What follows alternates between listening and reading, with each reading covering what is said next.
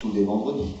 Au lieu de s'amuser comme ils l'ont fait par le passé, bâillent et s'ennuient sans trop savoir pourquoi. Ils se le demandent et ne sauraient se répondre. Que ne s'adresse-t-il à moi?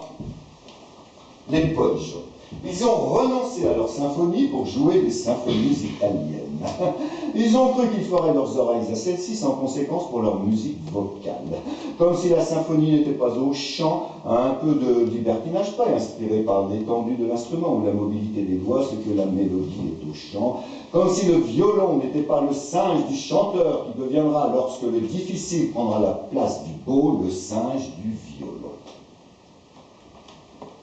Ils se sont persuadés qu'après avoir mêlé leurs larmes aux pleurs d'une mère qui se désole sur la mort de son fils, qu'après avoir frémi à l'ordre d'un tyran qui ordonne un meurtre, ils ne s'ennuieraient pas de leur féerie, de leur insipide mythologie et de leurs petits madrigaux doucereux qui n'en marquent pas moins le mauvais goût du poète que la misère de l'art qui s'en accommode.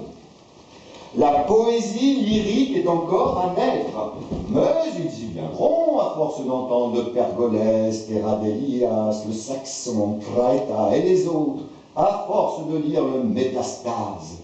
Et il faudra bien qu'ils y viennent. Quoi donc? Est-ce que Quinault, Lamotte, Fontenay n'ont rien entendu? Non, pour le nouveau style. Il n'y a pas 6 vers de suite dans leurs charmants poèmes qu'on puisse musiquer.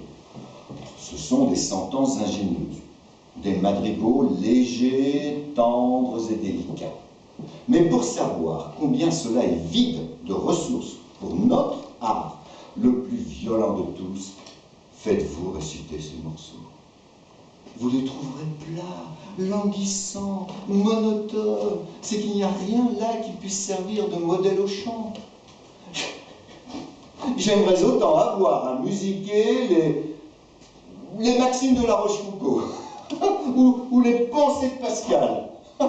C'est au cri animal de la passion à nous dicter la ligne qui nous convient. Il faut que les expressions soient pressées les unes sur les autres, il faut que le sens en soit coupé et suspendu, il faut que la phrase soit courte, que le musicien puisse disposer du tout et de chacune des parties, en omettre un mot, le répéter et en ajouter un qui lui manque, et la tourner ou la retourner comme un polype sans la détruire, ce qui rend la poésie lyrique française beaucoup plus difficile que dans les langues à inversion qui possèdent d'elles-mêmes toutes ces caractéristiques.